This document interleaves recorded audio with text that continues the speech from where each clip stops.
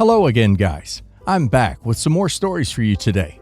Let's go to the first one about OP's crazy jealous cousin, who refuses to invite OP to her wedding because OP was dating her fiance in high school. Well, would you want your fiance's ex-partner at your wedding? Listen to the story, guys, and hear my insights at the end. Enjoy the stories, guys, and don't forget to like and subscribe. And of course, don't forget to leave a comment. I, 20 female, have a cousin, 23 female, who just got married to her boyfriend of about 2 years, 21 male. He proposed to her about 4 months ago, and they had their wedding 3 days ago. One thing about me and her husband, we dated in high school for about 2 years. We broke up on good terms. We just didn't feel in love with each other anymore, and we stayed good friends. And then in college, my cousin saw him at a party, and then started going out a few months later. I was fine with them being together, as I have no romantic feelings for him anymore. My cousin found out him and I dated in high school because one of our mutual friends was making a joke about how he was moving through our family. I didn't tell her because we weren't that close. I thought she might be a little shocked, but get over it. Oh man, was I wrong. And then 2 days before the wedding, I asked her what time it's on. She just looked at me and said, "Oh, sorry girl, you're not coming." Of course I asked her why. She just answered, "Look, you've put me through enough hurt knowing you're in love with my man. Just be a good cousin for once and stop trying to steal him. If I don't want you at the wedding because you've had an intimate relationship with my future husband, just respect that." I felt so hurt because I spent lots of unpaid time helping her, and I spent my own money on her wedding, and now she just won't even let me go? So I got pissed and left. Then I sent a text to her saying I want my money back. She said no. I said if she doesn't give me my money back right now, then I'm telling everyone why I'm not able to go to her wedding. Keep in mind, I spent hundreds of dollars on her wedding. She still said no, I'm not giving it back. You can tell them, I don't care. So I did. I was pissed and hurt she would do that to me.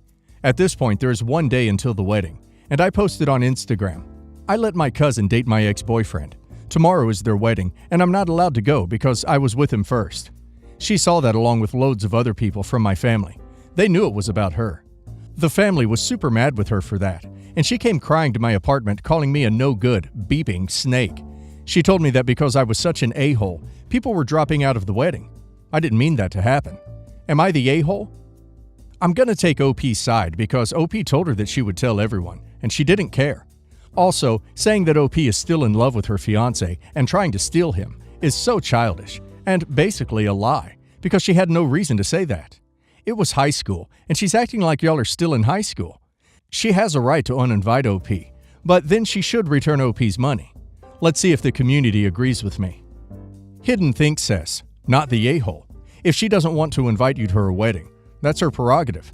However, it's a ducking a-hole move to also not return her money after you spent time and money helping her. She deserves what she got. Delighted Lurker says, not the a-hole. If you wanted him and truly loved him and vice versa, it would have been your wedding. But you guys split years ago with no lingering feelings and no regrets. She has no reason to behave this way. Disney Addict 2021 says, everyone sucks here, but I approve of your level of petty. Wasn't a fan of the wording, I let my cousin date, but the whole thing got your point across.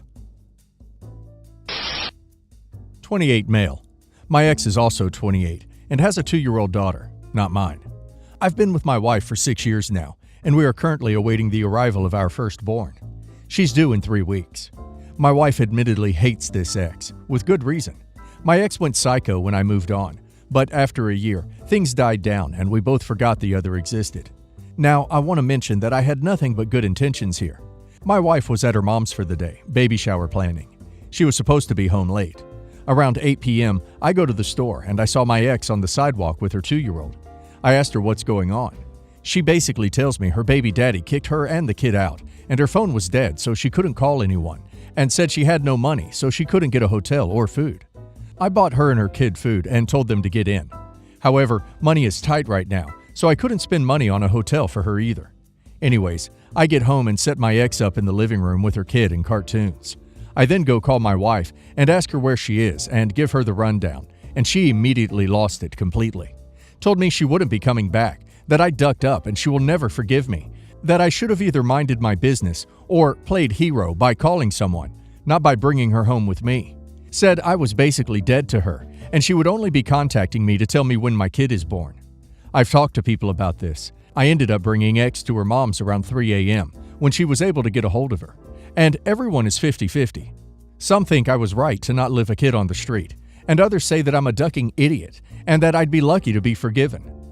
Edited to add, this is the one person my wife has asked me not to have anything to do with, given the nature of what my ex did when she found out I was seeing my now wife.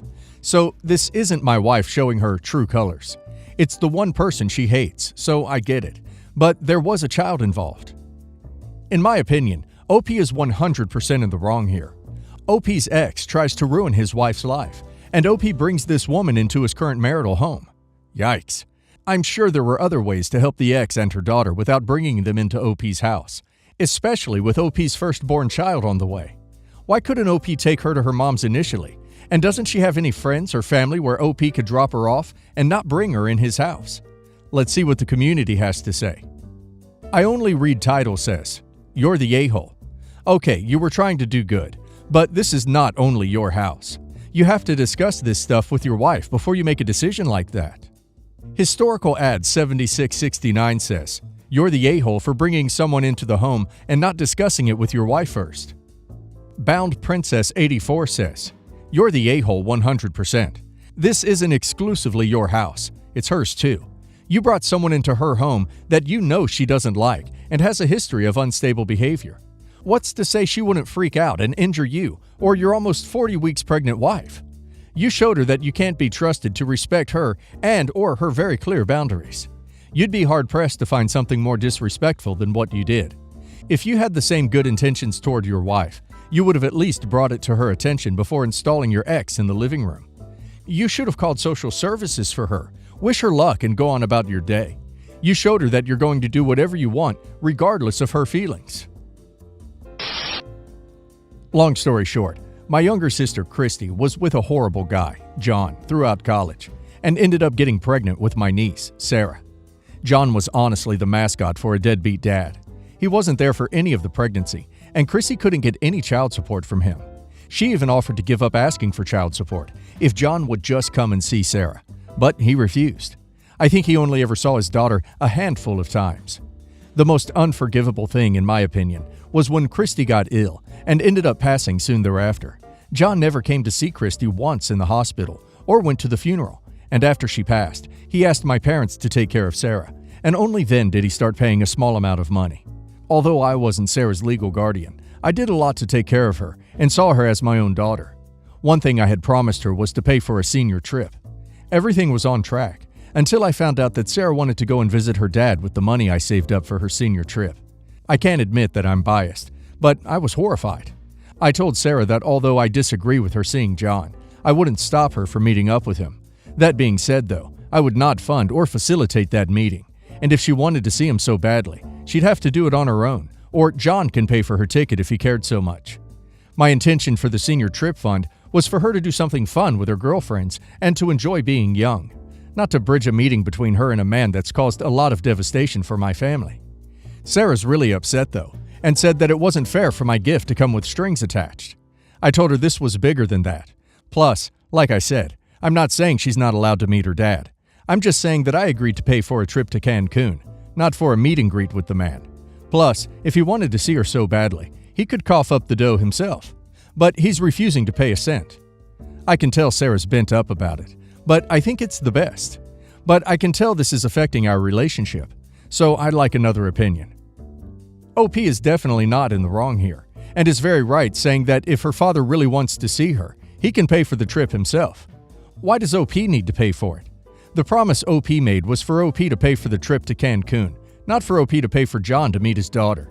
Arguably something John should invest in. Let's see what the community has to say about the situation. 8 Alien says, "Not the a-hole. If she wants to see him, she can try to organize it and pressure him to show initiative too. You are right to not want to contribute to this, considering your past with this man." Jim Bozak says, "Not the a-hole.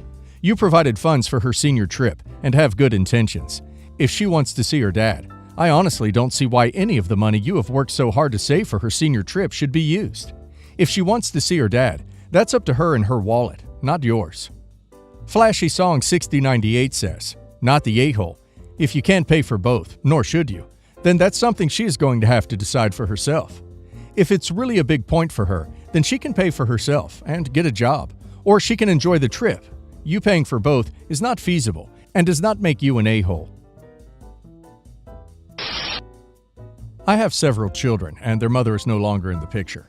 While raising them as a single parent, I've always told them that I will pay for their college so they won't graduate with debt, but there are strings attached. The main one is that they have to pick degrees that will support their lifestyle. The other main stipulation is that I will continue to support them for a year, after which they are on their own. My eldest graduated last year with a degree with which I wholeheartedly disagree. We've had heated discussions about their career choice while they were in school, but I was unsuccessful at getting this child to change their mind due to their passion for this field. They are now working in a field that pays about $65,000 a year, with a career ceiling of approximately $85,000. There's not a path to make more in this career in our city and state. I bought them a car as a graduation gift and have been paying for the insurance and maintenance. I've also allowed this child to use my account at the grocery store. I've also been paying my child's $5,000 a month apartment rent and utilities since last year, and now their lease is coming up, and they want to re-sign it. When they came to me a couple of days ago, I reminded them it's been a year, and now they're on their own. I got into a heated discussion which boils down to they can't afford to live in the city while working at their jobs. They would have to move so far out that they'll have to find another job during a time when the market is not great. I refused to budge as they knew this was coming, and I wanted to make sure my other kids know I'm serious about them earning their own way through life. During our discussion, I dropped the other shoe that they're responsible to pay their own way from now on, which includes our family reunion vacation next summer. They argued there's no way they can afford to pay for everything, including a 2 weeks vacation in Europe on their salary, and begged me to reconsider. I refused. This child called their grandparents, aunts, and uncles, my parents, sister, and brothers, to try to get them to change my mind. My other kids are staying out of it, but the rest of the family is even split. Half thinks I should continue to pay, since I can easily afford to, while the other half agrees with my sink or swim decision. Am I being too strict? I definitely don't think OP is an a-hole here. OP was very generous and clear about the expectations that came with his generosity. Also, he had multiple conversations about the risks with their chosen career path. The only thing I don't understand is why OP agreed to rent a $5,000 a month apartment in the first place, knowing they weren't making anywhere near the income to sustain living there once OP finishes his support. Let's see what the community says. Turbulent Message 637 says, "Not the a-hole. Someone earning $65,000 has no business living in a $5,000 a month apartment, unless they have 4 roommates. If after getting a fully paid degree, they feel they still need to be subsidized, let the grandparents, aunts, and uncles who think you're being unfair figure out how to divide the rest of your child's expenses between them. Please keep your foot down. Who wants to have to subsidize their adult children for the foreseeable future?" Visible T 2734 says, "Mixed, you're the a-hole, not the a-hole. You're the a-hole for not teaching this person how to function on their own, and for paying for everything for all this time. But not the a-hole for cutting the purse strings now. You must do that, and I think it's the most irresponsible thing wealthy people do to their children, not teach them how to finance their own lives without their parents' money." Alarming Reply 6286 says, "You set your child up for failure. By continuing to pay for everything, you allowed them to live over their means. Why would you do that? At no point was your kid ever going to be able to afford $5,000 rent on $65,000 a year salary. If you were paying for everything, where is all their money going? I'm not sure if you get it either. Pick degrees that will support their lifestyle. That's not how it works. People don't magically become an engineer if they suck at math. They knew this was coming. You both knew it, and you have a lot more life experience, so for that reason, you're the a-hole. You allowed this train to get off the tracks. Get your kids a financial counselor, set realistic goals, and stay out of future financial planning." My sister is having her second ceremony overseas. I officiated the first civil ceremony because I felt like I could be the bigger person and support her as my sister. But after our last row, I'm not sure if I can keep this up, spend thousands of money on travel, and make nice with him without her interpreting it as me changing my views on her husband. The past 9 years of their situationship turned relationship, my sister has consistently been giving more into the relationship than her now husband. Some examples include 1. Him getting into relationships with 3 other women while he was emotionally unavailable to my sister. 2. Him marrying one of those women. They claim it was only a sham marriage, while keeping my sister on the back burner. 3. Altogether, the 9 years of them dating, he would call my sister stupid, fat, dirty, to her face, and ugly. She saw a group chat where he told his family how unattractive she is, and he would tell her to her face how he was attracted to his female friends. 4. Him controlling her finances. E.g., she's not gone to a hair salon in the past 3 years, but he has many cars and expensive hobbies. 5. Him not believing in marriage or gifts for the first 8 years of their situationship and the last 2 of their relationship. So, for the last 9 years, I was her Valentine's, birthday, and anniversary gift giver. She would be heartbroken 3 times a year. He only started doing these things for her this year. The fight. My sister got a new job that increased her salary by 40%. She's declining it and going back to her old job because of her husband. I got mad at her for wasting my time with mock interviews and salary negotiation strategies, and honestly mad at her for yet another sacrifice she was making for the sake of him. Years of holding my tongue came out, and she accused me of being jealous that she has someone who wants to marry her and I don't. She and her husband love to bring up that I am single and accuse me of being jealous of their relationship every time I stick up for her. We've gone no contact since then, and I don't even hear from her when I had a big life event. I passed my certification exam for work. Even though I came through for her every time he broke her heart, and even officiated the local wedding for a relationship I didn't really support. Not the a-hole. Continuing the no contact sounds like the best thing here. Neither of them sound like particularly nice people. Spiritual Frosting 60 says, "You would not be the a-hole. Emphatically so. What's the point, even of this second ceremony? Either way, you can't keep putting out, emotionally as well as materially, while getting nothing in return. All healthy adult relationships are based on a degree of reciprocity, and this is clearly not happening between you and your sister. Let's hope one day she'll wake up, dump this dog, and reappear in your life in a grown-up, healthy manner. Meanwhile, you're absolutely right to sit this particular event out." Mbop says, "Not the a-hole. I'd reach out and tell her that if, when, she ever wants to leave this man, you will be there for her. You will be her safe space. Some of his behavior seems designed to isolate, so make it clear that he hasn't been successful. She will always have you to go to if she needs you. But that for now, you won't be treated poorly by them both and can't watch her give up opportunities to be treated poorly by this man.